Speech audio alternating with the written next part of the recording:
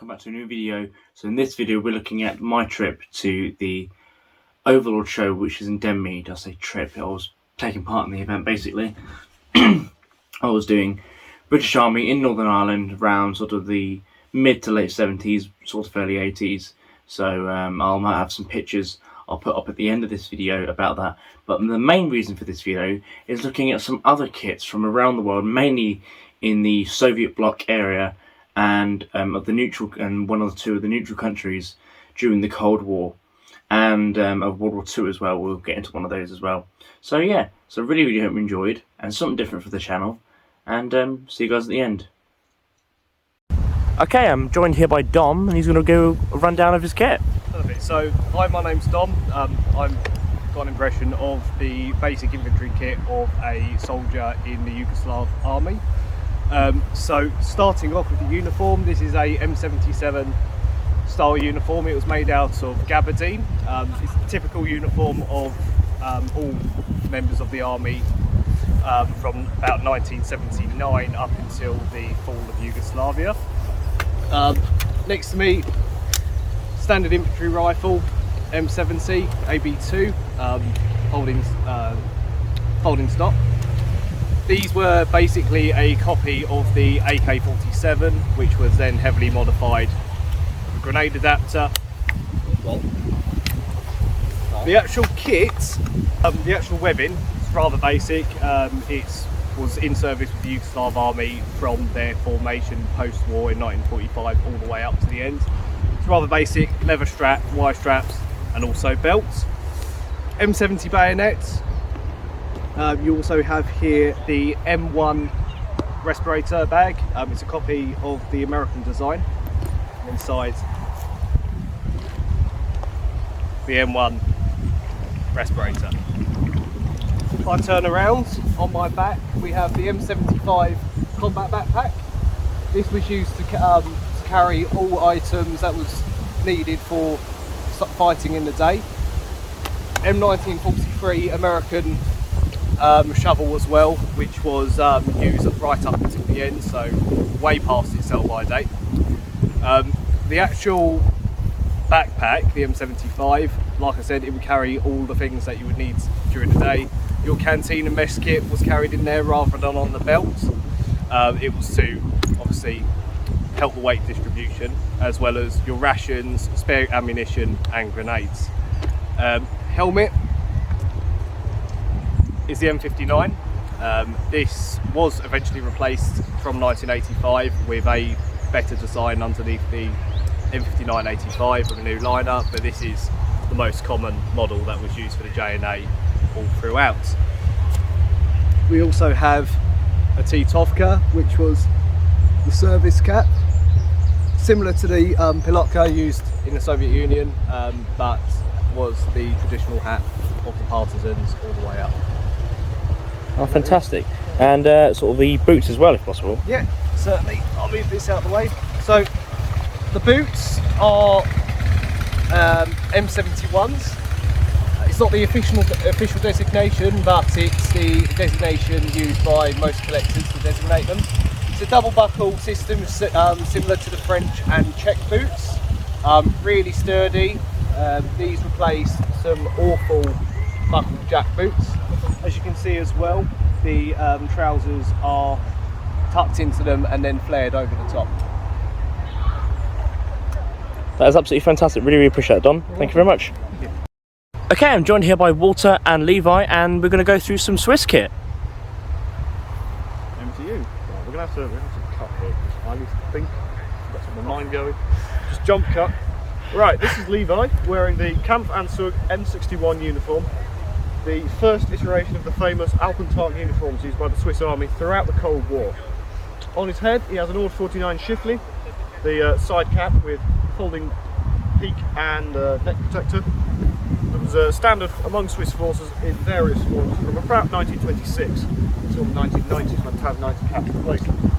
Moving down, it's got a light blue undershirt, which is worn underneath the uniform. Itself being a, oh, here we go, the guy is showing off his light blue undershirt. These come in a number of variants.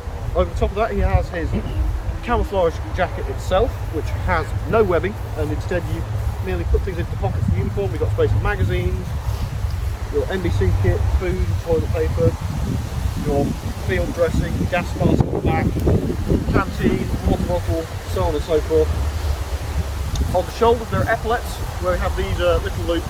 The number represents the battalion, the background colour represents the branch of service, and the stripe colours the company. So the yellow stripe is the 3rd company, 15 is the 15th battalion, and the green means infantry, and this is a mounted troops unit. Moving down, we've got the trousers, which are slightly more faded than the jacket, but are the correct ones to go with this. The M61 can be identified relative to the M70 because the trouser braces are an X shape rather than an H. You've got pockets here for hand grenades, maps and manuals. Then moving down further, you've got gaiters, you just turn to your side. These are the early variant, which are lace up rather than the buckles which became standard later on. He's then wearing a standard pair of Swiss Marsh Schuhe with rubber soles, which were introduced in the 1950s. In terms of armament, Levi has the Sturmgewehr 57, a Swiss roller delayed blowback select fire battle rifle with a 24 round magazine and chambered 7.5 by 55mm ammunition. It takes a bayonet at the front along with over barrel rifle grenades which are fired with special launching cartridges. The sights both fold down to be out of the way, the rear sight famously being more complicated than the Soviet PM Makarov pistol. You have a winter trigger for use when wearing gloves or firing rifle grenades to avoid breaking your fingers on the trigger guard. This blanking plate here is often seen white on civilian examples as part of the privatisation process of these rifles. Is that locked on a semi-automatic? Levi's has the grey, which means in theory, were it not deactivated, it could go on to the automatic.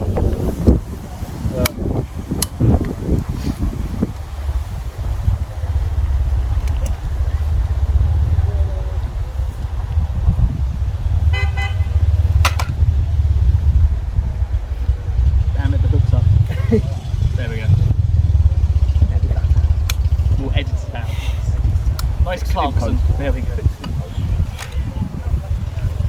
As well as a cap on his head, Levi can wear steel helmet. This being the M18 helmet, specifically an M1840, which was introduced during the Second World War as a slight simplification of the earlier M18 model, which was introduced, as the name suggests, in 1918.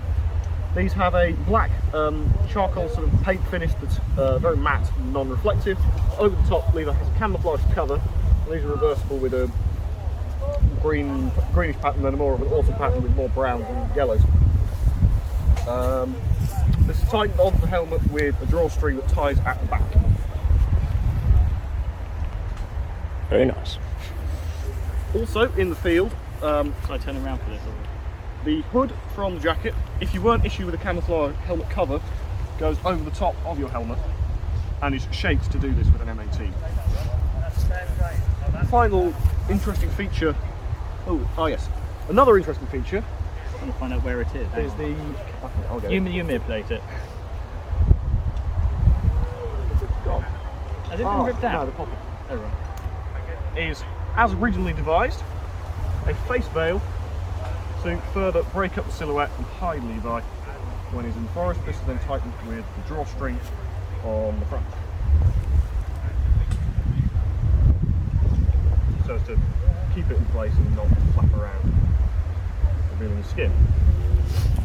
The last feature of the M61 that's quite unique is it has an integrated frog for the bayonet as part of the uniform. Later uniforms you see being worn with a belt and a leather frog to support this. At this point, all we have is these hooks on the jacket itself. I guess, turn back around again. The rucksack. The rucksack with this uniform has no shoulder straps. It instead clips directly onto the hooks on the front of the jacket, and then has a cord that you can tie around your waist to secure it. Although this one is a later example with a buckle. Can't turn my head in this hood.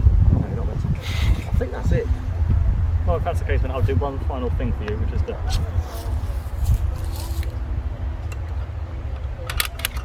You missed. Damn it. Do you want to do another take? That's fine. Ah! Why not? Fantastic. And then, also, do you want to go over what you're wearing as well? Right. I hope my beret looks correctly terrible here. It does indeed. Perfect. I'm wearing the uniform of Swiss tank troops in approximately the early 1970s, or mid 1970s for the pistol. You've got a grey set of coveralls. These were later replaced by a Alpentan set in a similar pattern, in the same camouflage pattern as what Levi was wearing, but cut like overall. I've got the same style of loops, but the yellow one represents the mechanised and light troops. On my head, the black beret, distinctive of the armoured forces across the world, and on my feet, the same boots as Levi is wearing. I have a belt purely to support my holster, in which there is a SIG P220, which was adopted by the Swiss forces as the P75. Fantastic, thank you very much. You're very welcome.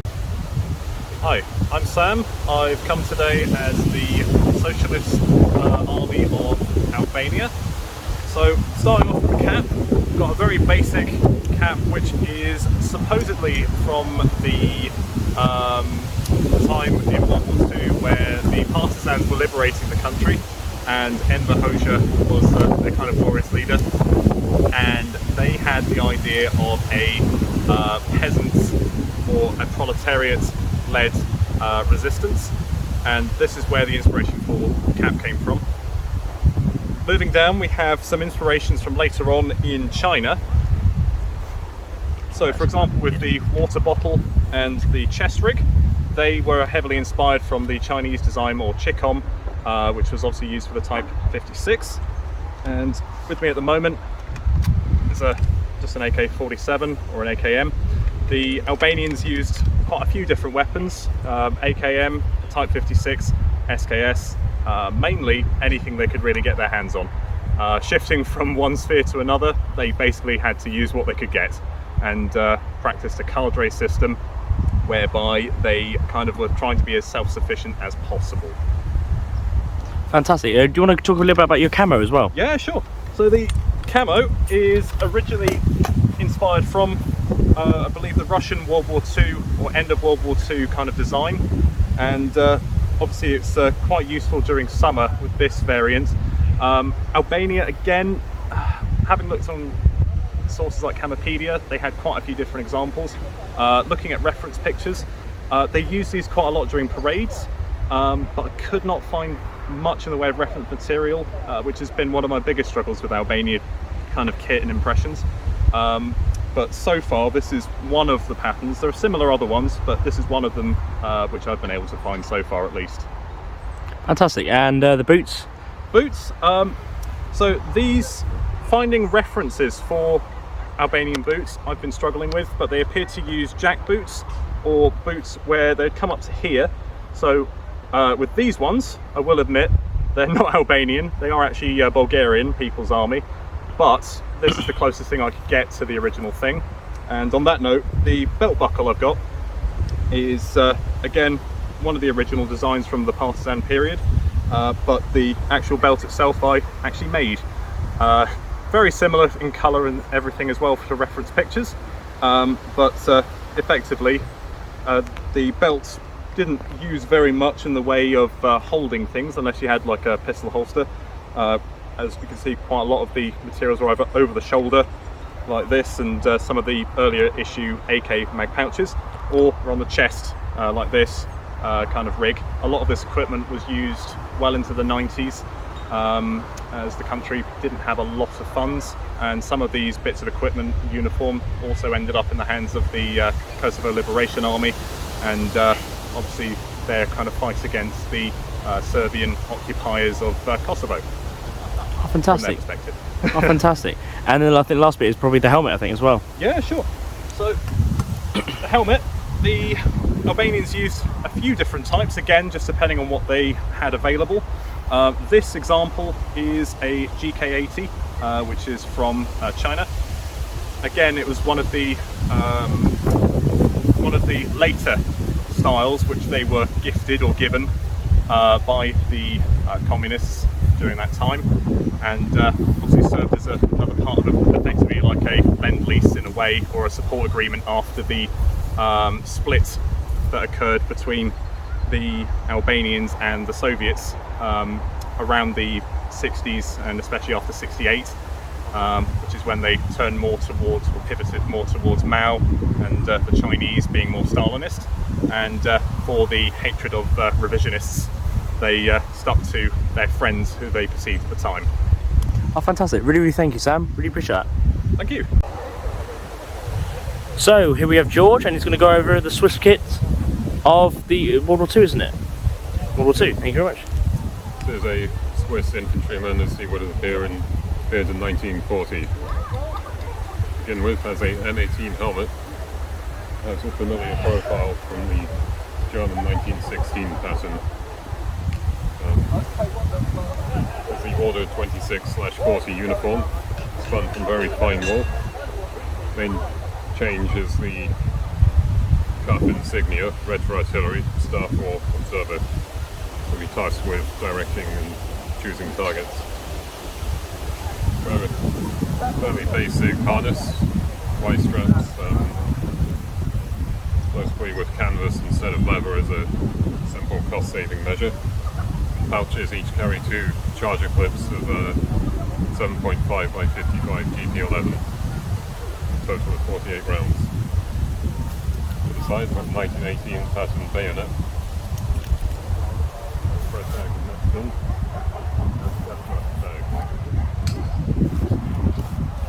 And for footwear, we've got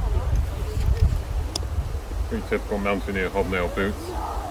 Very tough, very durable. Then on to the weapon. This is the Schmidt-Rubin K31 carbine. Cap off. It is a straightforward bolt action. Safety off. Snags a little when it's empty. Straightforward bolt. You can see it uses a cam to rotate the bolt and lock it safely.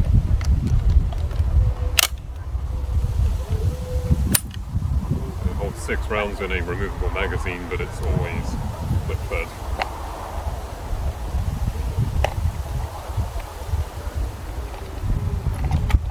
It's tricky to remove. Might get it out.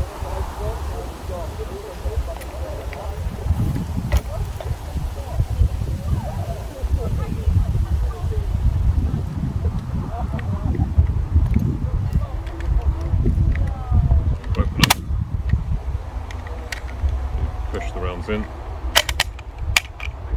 discard the clip, then you would go to chamber round, which I unfortunately cannot do with a, should have done that.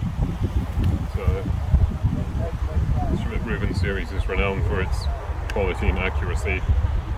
These are good out to 600 meters. Straightforward bolt action makes it easy to use. Ergonomics are very comfortable. It's got asymmetrical grips with grooves for the fingers and thumb, so you can see that asymmetry there. Weight distribution is carefully balanced,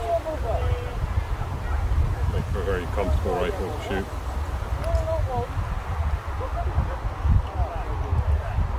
And this rifle would serve until the mid-1950s, when the Swiss finally replaced it with the Sturmgewehr 57. That's fantastic. Thank you very much, George. Okay, I really, really hope you enjoyed that. Again, something different for the channel. So after this, I'll put some screenshots or some photos and that of the event in the way of like what I was portraying and what I was taking part in. Sadly, I wasn't able to properly do some filming of what we were doing or what I was doing, say at the event, with some decent footage. I was planning to. It's just phone battery I didn't have enough, and just the time, and we were breaking down our display and that, etc. around about sort of midday, around on the Sunday, on the last day, just because we were trying to beat the rain that came in eventually later. So it's one of those things you can't really help. But yeah, so I really, really hope you enjoyed. So please like, comment, and subscribe if you want to see more of this content. I will be having some more interesting things coming up soon, courtesy of some friends of mine who've been able to lend me some kit. So some more continental kits will be on the way, so stay tuned for that. I'll see you guys later. Bye, guys. Listen to the groove.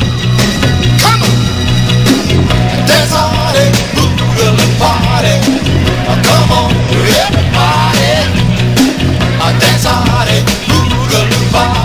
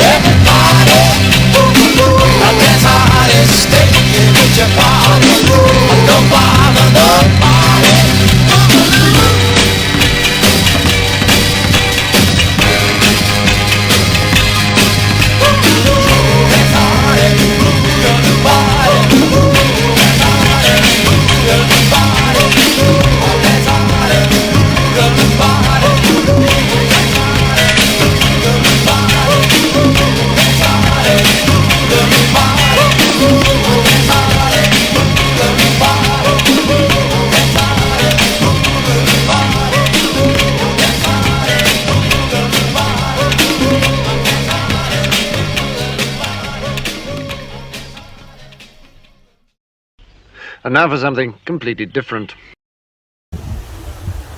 So I'm joined here by Walt and Levi, and talk about. Oh, sorry again. I'm being a. Off the time. He's distracted me. Oh. You're a fucker. No, please! I did nothing wrong. I want to go to the market. See Mama.